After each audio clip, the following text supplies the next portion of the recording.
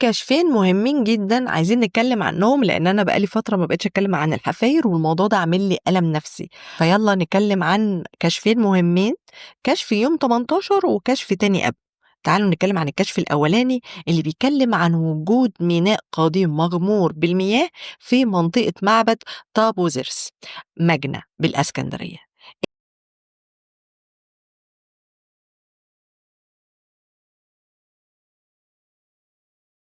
إيه الحكاية دي؟ تعالوا أقول لكم. البعثة الأثرية الدومينيكية العاملة بمنطقة معبد طابو زريس مجنى غرب مدينة الإسكندرية لقوا حاجة حلوة أوي، لقوا إيه؟ لقوا شواهد أثرية جديدة تحت مياه البحر الأبيض المتوسط، يؤكد وجود ميناء قديم مغمور بالمياه، كان مرتبط بالمعبد ومتصل مباشرة بالبحر الأبيض المتوسط.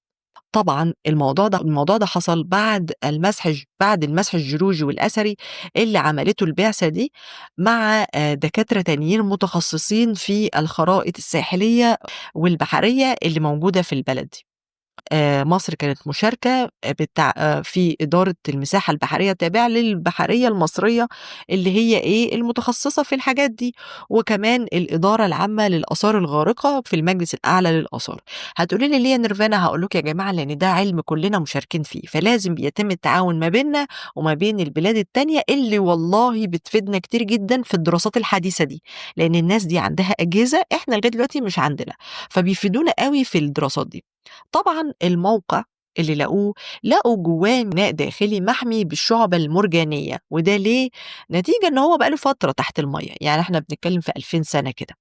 وكمان لقوا هناك مراسي حجرية ومعدنية بأحجام مختلفة، وأعداد كبيرة من الإنفورات اللي بتعود للعصر البطلمي. ولقوا كمان خط الساحل القديم بيبعد نحو 4 كيلو متر عن الساحل الحالي. طبعا ده هيفيدنا كتير قوي في رسم الإسكندرية قديما. أيوة يا جماعة، نص الإسكندرية موجودة تحت المية عشان تكونوا عارفين، فالموضوع مفيد جدا. طبعًا لقوا إيه كمان، لقوا امتداد نفق بيربط ما بين معبد طابو زريس مجنة والبحر الأبيض المتوسط، اللي معروف حاليًا بمنطقة سلام 5.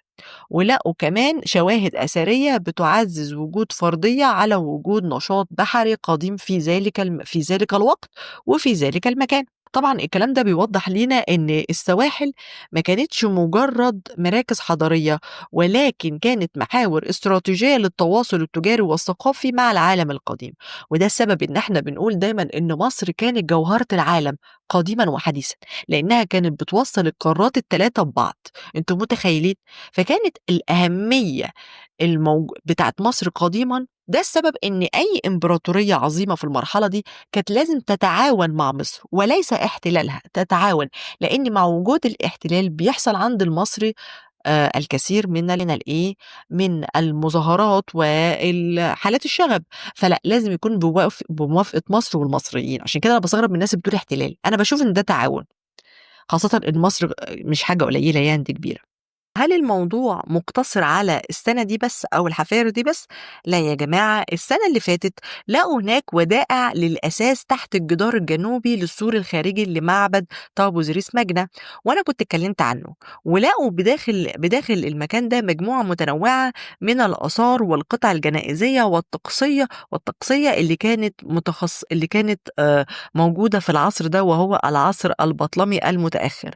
بجانب إن هم لقوا عملات هناك 337 عملة الخاصة بالملكة كليوباترا السبعة، ولقوا كمان مجموعة من الأواني الفخارية ومصابيح والحاجات اللي أنا قلت لكم عليها في الكشف ده. طبعا لقوا هناك طبعا الشقف والأواني الفخارية، كل ده بتوضح لنا معلومات مهمة عن الحضارة المصرية القديمة، وبتوضح لنا إن اسكندرية كانت أكبر من اللي انتوا فاكرينه ده بكتير. أما بالنسبة للكشف التاني فهو عبارة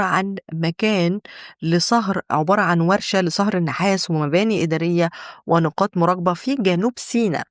جنوب سيناء يا جماعة للناس اللي مش عارف، هي كانت معقل عبادة الإلهة حتحور، وكمان كانت مهمة قوي قوي قوي عند المصريين القدماء بسبب وجود عنصرين مهمين فيها، وهو العنصر الأولاني وهو النحاس، أما العنصر التاني فكان الفيروز. فالاتنين كانوا مهمين قوي، فلازم هنلاقي هناك محاجر، مدينة عمال، مكان لسهر النحاس، مباني إدارية علشان الشغل اللي قايم في المنجم. بجانب لازم نلاقي حصون عسكرية، لإن كان هناك في أقدم وأكبر طريق عسكري اتعرف في التاريخ. يعني إيه طريق عسكري؟ يعني الجيش المصري كان بيعدّي على الطريق ده علشان يوصل آسيا علشان يقوم بالحروب هناك، بجانب إن كان في حصون على طول الطريق ده، الحصون دي علشان تمركز الجنود المصريين علشان أي حد داخل أو خارج يتعرف هو داخل ليه وخارج ليه. فالمنطقة دي مهمة جدًا، وطبيعة الآثار اللي هناك بتكون بالشكل ده. البعثة اللي شغالة هناك إيه، بعثة مصرية، لازم تكون بعثة مصرية هناك عشان تكونوا عارفين. بتشتغل في وادي النصب اللي موجود في سينا بجنوب سينا، ولقوا هناك الورشة وعدد من المباني الإدارية. طبعًا الكلام ده مهم جدًا عشان يوضح لنا إزاي المصري القديم كان بيدير وبيستغل ثرواته المعدنية، وبيخلّينا نفهم طبيعة المكان وطبيعة الفكر عند المصري القديم. طبعًا المكان اللي هناك ليه أهمية استراتيجية جدًا، هناك بقى الورش صهر النحاس، لقوا هناك طبعًا سبائك من النحاس المتعددة الأشكال والأحجام من رؤوس المنافيخ، وده يعد دليلًا واضحًا على وجود نظام صناعي متطور لصناعة وصب النحاس قبل نقله إلى وادي النيل للاستخدام الحرفي والعسكري والإداري. أيوه يا جماعة المصري القديم كان عنده الحتة دي إن المنجم يكون جنبيه مكان لصناعته، ما بياخدوش الحاجة ويودوها مصر كده أو يودوها وادي النيل بدون الشغل عليها، لأ، لازم تبقى رايحة في المرحلة الأخيرة. طبعًا لقوا هناك مبنيين، واحد فيهم مستطيل من الحجر الرملي. طب ليه نيرفانا من الحجر الرملي؟ ليه مش معمول من الطوب اللبن؟ ليه مش معمول من الحجارة؟ ليه، ليه، ليه، ليه؟ لإن الحجر الرملي هو متوفر هناك. المصري القديم كان عنده حتة ذكية أوي، إيه هي؟ إن الحاجة اللي موجودة في المكان نستخدمها في صناعة أي شيء، فهناك موجود الكثبان الرملية كتير، فاستخدموها في عملية البناء. شُفتوا الذكاء؟ أن المدخل الغربي لوادي النصب، والآخر شرق نقطة التقاء وادي النصب بوادي سور، واستخدموه كبداية لنقطة المراقبة، ثم تحول خلال الدولة الحديثة إلى ورشة لصهر النحاس. يعني الموضوع موجود من قبل كده كمان، ولقوا جواها عدة أفران لصهر النحاس وكتل من خبز النحاس وسبائك يتجاوز وزن أحدهما 1 كيلو جرام. ورؤوس منافيخ طينية بأحجام متنوعة، ولقوا كمان جزء من ورشة مركزية ضخمة، وده منظر الآثار اللي هناك.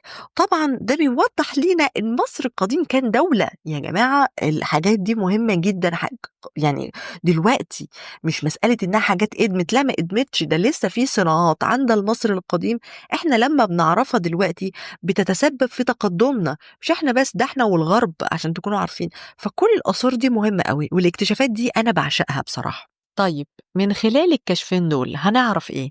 هنعرف يا جماعة إن الإسكندرية وسينا الاتنين لو عملنا فيهم كشوفات أكتر من كده كل مرة هيطلع جزء من الكشف ده. بمعنى إن إحنا طول ما إحنا نازلين تحت البحر في الإسكندرية هنلاقي نفس الآثار، طول ما إحنا بنعمل حفاير في سينا هنلاقي نفس نوعية الآثار.